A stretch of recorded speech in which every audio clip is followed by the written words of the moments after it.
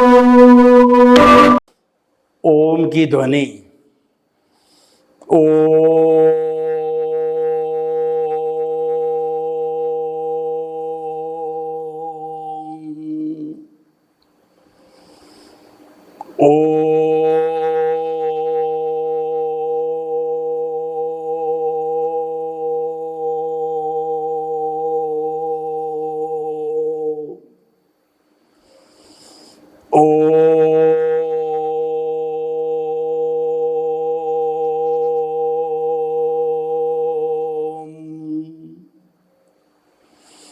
Aurum की ध्वनि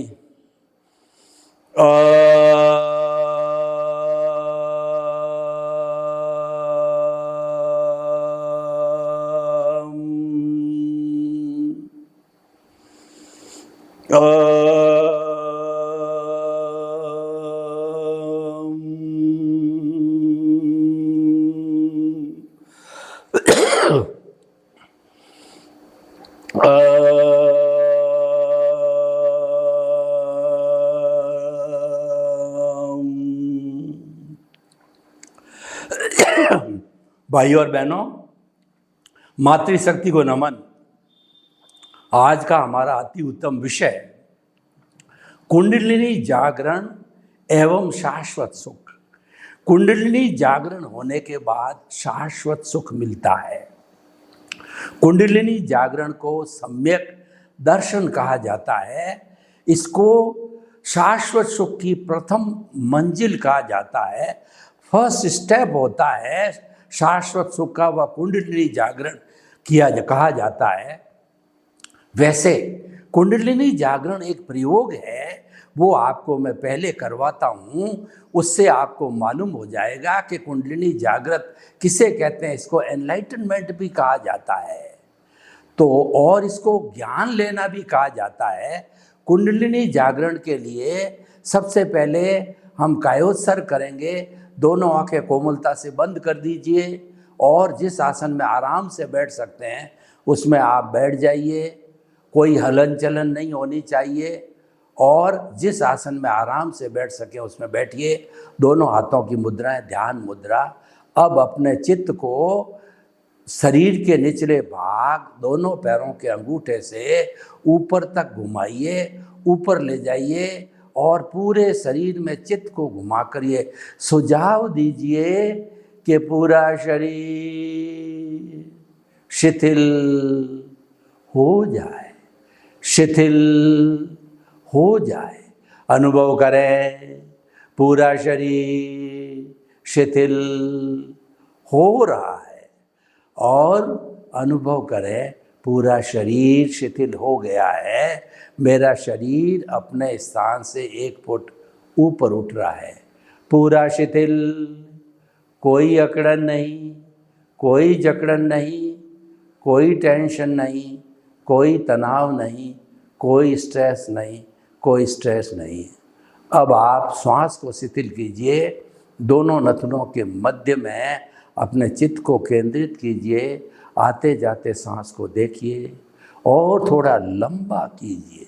अभ्यास करके लंबा सांस, लंबा श्वास, गहरा श्वास, समतल श्वास, ठंडा श्वास। अनुभव कीजिए श्वास शिथिल हो रहा है, शरीर शिथिल, श्वास शिथिल।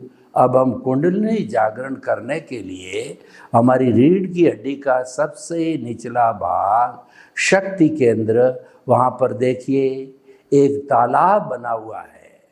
उस तालाब में पानी की तरह ऊर्जा, हमारी विटालिटी, हमारी एनर्जी भरी हुई है और रीढ़ की हड्डी के अंदर एक जो है स्पाइनल कॉर्ड, सफ़ेद धागा होता है, वह बीच में होता है।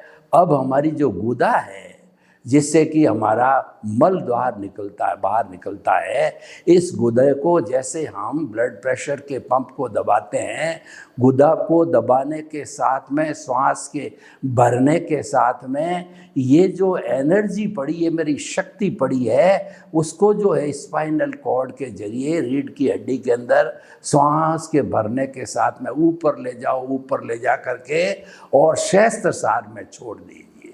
अब मैं आपको प्रयोग करके बता रहा हूँ कि श्वास लीजिए, ब्लेडर दबाइए और अनुभव कीजिए एनर्जी स्पाइनल कॉर्ड से ऊपर ऊपर ऊपर चढ़ करके सहस्त्रसार में छोड़ दीजिए। उसी रास्ते से श्वास के छोड़ने के साथ धीरे धीरे शक्ति केंद्र पर आइए।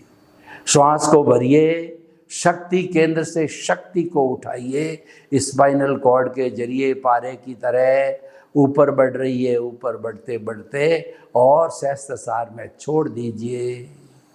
श्वास के निकलने के साथ के अंदर फिर धीरे धीरे उसी रास्ते से नीचे आइए। फिर शक्ति को भरिए, स्पाइनल कॉर्ड के जरिए शक्ति को सहस्त्रसार में छोड़ दीजिए। जिस तरीके से हम बाल्टी निकालते हैं कुएं में से, उसी तरह से कुएं में हमारी, यानी हमारे इस तालाब में जो हमारी विटालिटी है, शक्ति है, एनर्जी है, वो नीचे वेस्ट नहीं होकर के सहस्त्रसार में चली जाए और वो ज्ञान में बदल जाती है। ये कुंडलिनी जागरण किया जाता है। इसको लंबे समय तक करने से हमारी जितनी एनर्जी जो है नीचे कामनाओं के अंदर, भोग के अंदर, इच्छाओं के अंदर, इंद्रिय सुख के वेस्ट होती है, वो हमने उठा करके ऊपर ज्ञान केंद्र पर केंद्रित कर दी। साधक लोग जब इसको ज्ञान केंद्र पर ले आते हैं तो दुनिया के सुख फीके लगते हैं। अब आप जो है आंखें खोल दीजिए, धीरे धीरे अनुभव कीजिए, शरीर भारी पड़ रहा है, अपनी पूर्व स्थिति के अंदर आ जाइए और प्रभु की साक्षी से आपने कुंडलिनी जागरण किया। प्रभु का आशीर्वाद आपकी हाथ की हथेलियों पर आया। 3 बार हथेलियों को मसल करके भीतर विराजमान प्रभु के आशीर्वाद को अपने सिर पर लीजिए और आप शक्ति संपन्नता का अनुभव कीजिए। भाई और बहनों, कुंडलिनी जागरण का अर्थ होता है शक्ति की प्राप्ति, ज्ञान की प्राप्ति। और कौन सा ज्ञान? विज्ञान की प्राप्ति। जो विज्ञान होता है उसमें सम्यक ज्ञान, सम्यक दर्शन होता है, उसकी एप्लीकेशन होती है। तो उसकी एप्लीकेशन करने से हमारा जो अज्ञान है वो इरेज होता है। इधर आपने सम्यक ज्ञान, सम्यक दर्शन रूपी आर्ट ऑफ द विजन के अंदर उसकी एप्लीकेशन की तो आपका अज्ञान धीरे धीरे मिटता जाएगा। इसका आपसी संबंध है। तो आज का जो हमारा विषय है कुंडलिनी जागरण एवं शाश्वत सुख। शाश्वत सुख हमारी आत्मा का गुण है और वह भीतर है। शाश्वत सुख बाहर नहीं मिलता है। बाहर हम जड़ पदार्थों में, भोजन में, कपड़े में, मकान के अंदर, स्त्री के अंदर और हमारे जितने आमोद प्रमोद मनोरंजन के साधनों के अंदर हम सुख की अनुभूति करते हैं। ये सुखाभास है, ये सुख नहीं है, ये टेम्परेरी सुख है। सुख तो आत्मा का लक्षण है, आत्मा का गुण है। जो भीतर रहता है वही हमको प्राप्त करना है। और जो शाश्वत सुख की प्राप्ति हो जाती है, यानी हम स्वयं ईश्वर बन जाते हैं और सिद्ध शिला में जाकर के खुद विराजमान हो जाते हैं हमेशा हमेशा के लिए। और फिर जन्म मरण का जो दुख है उससे छुटकारा पा लेते हैं हम और 84 लाख की इस भ्रमणशीलता से दूर होकर के ईश्वर बन के शाश्वत सुख में विराजमान हमेशा हमेशा के लिए हो जाते हैं। तो भाई और बहनों, कुंडलिनी जागरण का हमने प्रयोग किया। इसको सम्यक दर्शन कहते हैं, इसको सत्य की प्राप्ति कहते हैं, इसको जो है रॉन्ग बिलीफ समाप्त होकर के राइट बिलीफ में आना कहते हैं, इसको ज्ञान की प्राप्ति कहते हैं। और ज्ञान गुरु से मिलता है, गुरु बिना ज्ञान नहीं मिलता है। गुरु गोविंद दाऊ खड़े और काके लागू पाए, बलिहारी गुरु आपने और गोविंद दियो बताए। गुरु स्व पर प्रकाशक होता है। एक दिया होता है, इसको प्रकाश की जो उपमा है, ज्ञान की उपमा दी है। दिया स्व पर प्रकाशक है और वह दूसरे को प्रकाशित करता है, स्वयं प्रकाशित होता है। ज्ञान हमारे आत्मा को प्रकाशित करता है, हमको प्रकाशित करता है, इसीलिए आत्मा को स्व पर प्रकाशक कहा जाता है। तो हमें उसकी प्राप्ति करने के लिए रॉन्ग बिलीफ को समाप्त करके राइट बिलीफ में आना होता है। इसको आर्ट ऑफ द विजन कहा जाता है। आर्ट ऑफ विजन का अर्थ होता है दृष्टि विज्ञान, यानी कि हम संसार को बदलने की कोशिश नहीं करते हैं, हम तो कोशिश ये करते हैं कि अपना सुधार संसार की सबसे बड़ी सेवा है।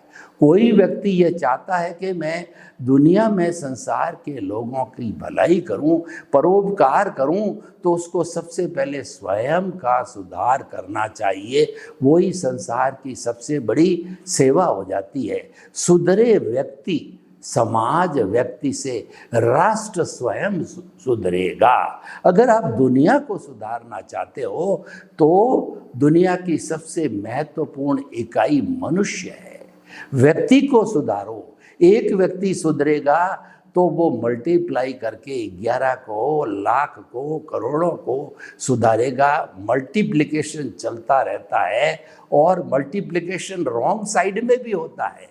एक व्यक्ति चरित्रहीन होता है, वो बीमार हो जाता है, तो उस स्थिति के अंदर समाज भी बीमार होने लग जाता है और हमारा समाज एक रुग्ण समाज बन जाता है। हमें अच्छे समाज का निर्माण करना है, तो अच्छे समाज के निर्माण के लिए अच्छे इंसान, अच्छे लोगों का होना बहुत ज़रूरी है। लोगों के समूह को परिवार कहते हैं, परिवार के समूह को समाज कहते हैं, समाज के समूह को देश कहा जाता है और देशों के समूह को विश्व कहा जाता है।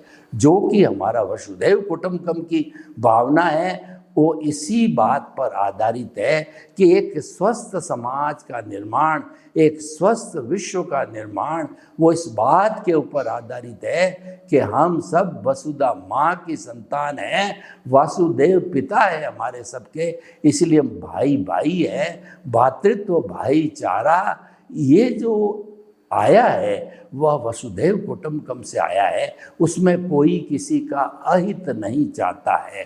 भाई शब्द आते ही मतलब वो हितैषी बन जाता है। तो भाई और बहनों, शाश्वत सुख की प्राप्ति के लिए सनातन सत्य का उपयोग किया जाता है। सनातन सत्य का अर्थ होता है ultimate reality of the universe. इस यूनिवर्स की अल्टीमेट रियलिटी, अंतिम सच्चाई क्या है?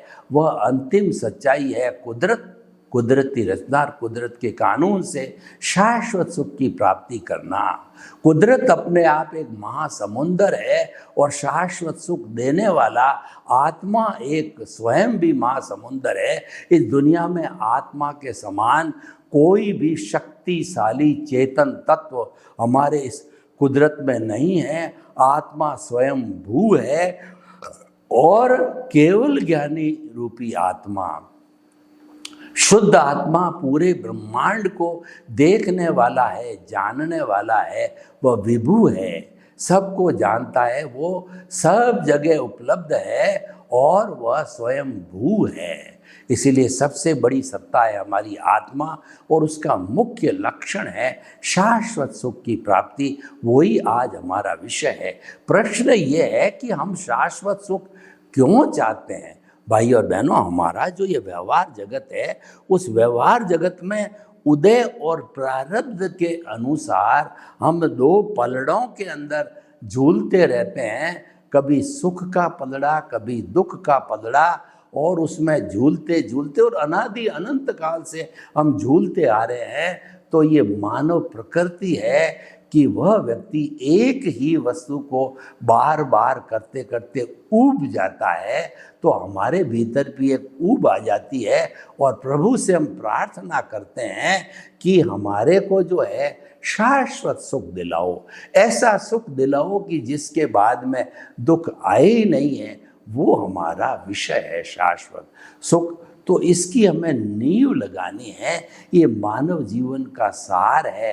आपने कठोर तपस्या करके मानव जीवन को तो प्राप्त कर लिया, लेकिन आया राम गया राम, 5 इंद्रियों के सुख को भोग लिया और आप बहिर आत्मा बने रहे।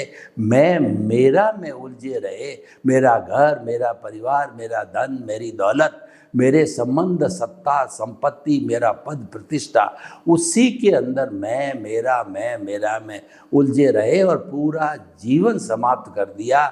इतना बहुमूल्य चिंतामणि रत्न पारस मणि वैतरणी नदी नंदन वन, और जो है इसको कहा गया है कल्प वृक्ष है, उसको हम यूं ही गंवा देते हैं। ये पारस मणि है और मूर्ख व्यक्ति जो है उस पारस मणि पत्थर से काग उड़ाता है। ये हमारी मूर्खता है, क्योंकि ये वो करता है जो बहिर आत्मा है, उसका भाग्योदय नहीं हुआ।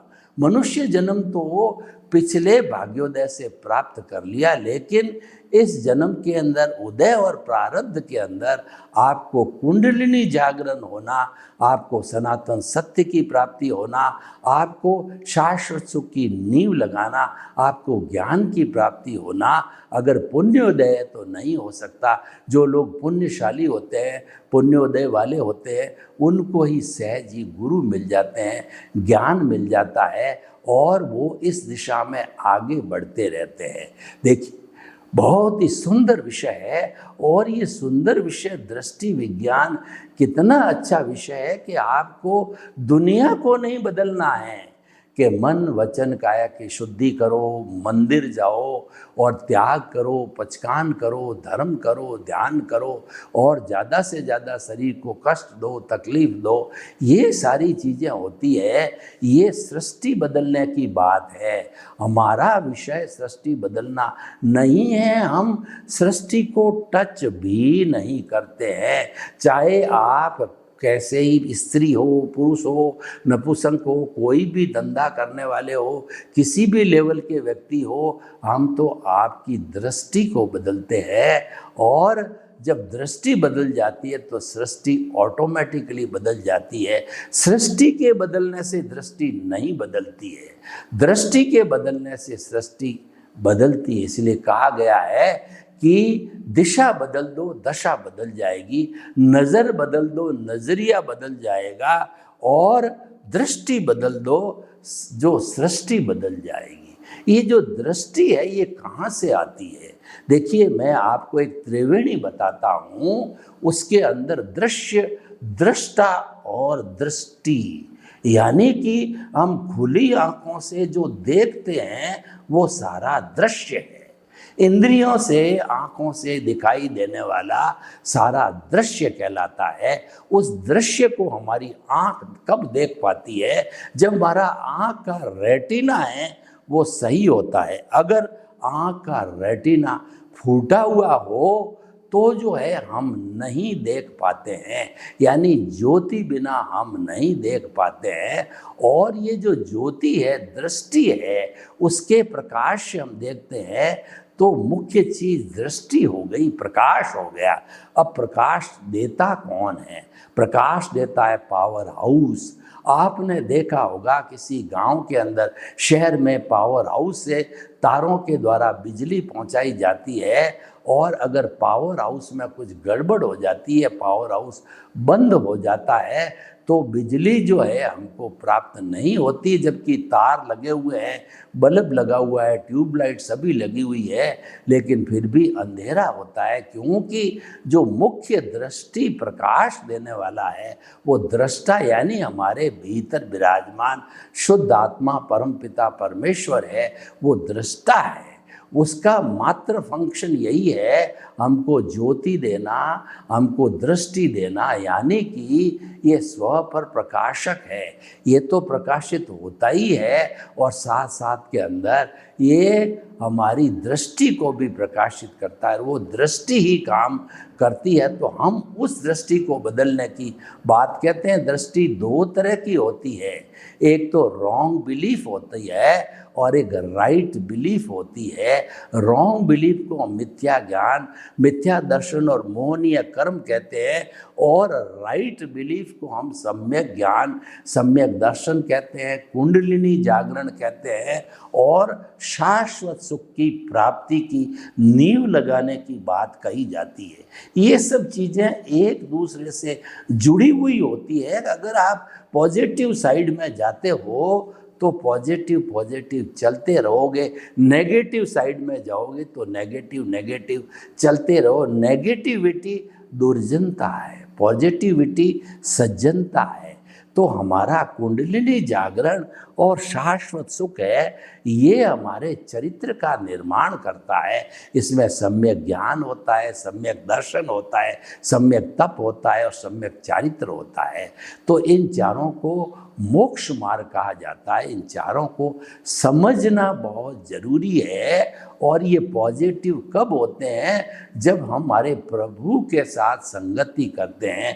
केंद्र में जो हमारा प्रभु जो है स्थापित हो चुका है, प्राण प्रतिष्ठा हो चुकी जन्मांतर के लिए, उसके इर्द गिर्द रहते हैं, उसकी उपासना करते हैं और उसके निर्देशों की पालना करते हैं और उस प्रभु के गुणों को लेने की कोशिश करते हैं और प्रभुमय होने की कोशिश करते हैं, प्रभु की भजना करते हैं, प्रभु की माला फेरते हैं। यानी चेतन के पाले में हम रहते हैं तो सम्यक ज्ञान, सम्यक दर्शन है, क्योंकि हमारे चेतन का गुण ही सम्यक ज्ञान, सम्यक दर्शन है, जो कि हमारे को आशीर्वाद स्वरूप एप्लीकेशन करने के लिए मिले हैं। और जो संसार का रूप है वो देहाध्यास है। जब हम देहाध्यास यानी इस शरीर के अकाउंट के अंदर जाते हैं, देखिए शरीर और आत्मा दोनों साथ रहते हैं, उसकी लाइन ऑफ द डिमार्केशन खींचना बहुत ही मुश्किल है। और आत्मा की उपस्थिति के कारण ही ये जो जड़वत शरीर है, ये जो है वह एक चेतन जैसा जो है वो जो कहना चाहिए हलन चलन करता है, चेतन जैसी एक्टिविटी करता है। तो हम जो है हमें ये देखना है कि हमारा जो ये शरीर है उसको हम साधन के रूप में प्रयोग लेकर है। साधन का प्रयोग का अर्थ ये हुआ कि हमारे अज्ञान को इरेज करना। हमारा अज्ञान मिथ्या ज्ञान है। मिथ्या ज्ञान का अर्थ हुआ कि मैं शरीर हूँ और शरीर से जुड़े हुए संबंध, सत्ता, संपत्ति, रिश्ते, नाते, पद, प्रतिष्ठा, ये सब मेरे हैं। मैं और मेरा जितना है ये सारा जो है मिथ्या ज्ञान है। और हमारे को मिथ्या दर्शन ये होता है कि शरीर का संचालक मैं हूँ, जबकि वास्तव में शरीर का जो संचालक है वह कुदरत है और कुदरत की एक शाखा व्यवस्थित शक्ति है, साइंटिफिक सर्कमस्टेंशियल एविडेंस है। तो वो जो है प्राप्त होने के कारण जो है वो हमारे को जो है वो हमारा सारा संचालन करती है। लेकिन हम अपने आप को संचालक मान लेते हैं और मेरा जितना भुगतान हो रहा है शरीर का वह भुगतान करने वाला मैं हूँ, यानी मैं जिम्मेवारी ले लेता हूँ कर्ता भाव की। तो वो मिथ्या ज्ञान, मिथ्या दर्शन हो जाता है। और मोहनीय कर्म का अर्थ होता है जड़ पदार्थों में सुख की अनुभूति करना। वो सुखाभास है, वास्तव में सुख तो आत्मा के भीतर है, उसको हम शाश्वत सुख कहते हैं। और उसकी प्राप्ति की हमने जो नींव लगाने की बात कही, तो हम उसकी नींव लगाने के लिए ये एपिसोड आपके सामने सर्व कर रहे हैं। तो भाई और बहनों, हम आपको बताना चाहते हैं कि बहुत ही सुंदर विषय है, ये प्रैक्टिकल विषय है, इसको किया जाना चाहिए। देखिए कि हमारी जो थ्योरी है वो शाश्वत सुख की प्राप्ति करना है। ये हमारा उद्देश्य है, उसकी नींव लगाना है, क्योंकि इस जन्म के अंदर सीधा का सीधा शाश्वत सुख नहीं मिलेगा। शाश्वत सुख की प्राप्ति करने के लिए जो है हमें कई जन्म लेना पड़ेगा, और हमारे सम्यक ज्ञान सम्यक दर्शन का जो डेवलपमेंट है इसको धीरे धीरे बढ़ा करके 100% जागृति के ऊपर लाना पड़ेगा। तो भाइयों और बहनों, हम आपको बताना चाह रहे हैं कि कुंडलिनी जागरण यानी सम्यक दर्शन की प्राप्ति होना, मिथ्या ज्ञान, मिथ्या दर्शन और मोहनीय कर्म को धीरे धीरे इरेज होना, प्रकृति और पुरुष को अलग रखना और हमारी कुदरती रचना को देखते रहना, वो सम्यक तप है। तो सम्यक तप हम करते रहेंगे, यानी कुंडलिनी जागरण करते करते हम जो है वो जो कुछ भी सुबह से शाम हमारे जीवन में घटित हो रहा है उसको हम कुदरती रचना मानते रहेंगे। कुदरती रचना का अर्थ ये हुआ, आपको नुकसान हुआ कुदरती रचना, आपको फायदा हुआ कुदरती रचना, और जो है वो आपको सुख मिला कुदरती रचना, आपको दुख मिला कुदरती रचना, आपके जो है किसी ने सम्मान किया कुदरती रचना, आपका किसी ने तिरस्कार किया कुदरती रचना। तो इसको हम मानते रहेंगे, जानते रहेंगे, विश्वास करते रहेंगे, और देखिए कि हमारा देहाध्यास और हमारा परम पिता परमेश्वर प्रभु दोनों एक साथ एक जगह है, तो एक दूसरे से प्रभावित भी हो जाते हैं। यानी कि जो प्रकृति और पुरुष का प्रभाव जब आपस में हो जाता है तब हमारे को मिथ्या ज्ञान, मिथ्या दर्शन होता है। सर्वे भवन्तु सुखिनः, सर्वे सन्तु निरामया। लोग विश्व के लोगों को शांति मिले, सुख मिले, आनंद मिले, प्रेम मिले, सौहार्द मिले, और हम सभी हिल मिल करके कुंडलिनी जागरण करके शाश्वत सुख की प्राप्ति करें। आपके प्रति मंगल भावना। ओम शांति।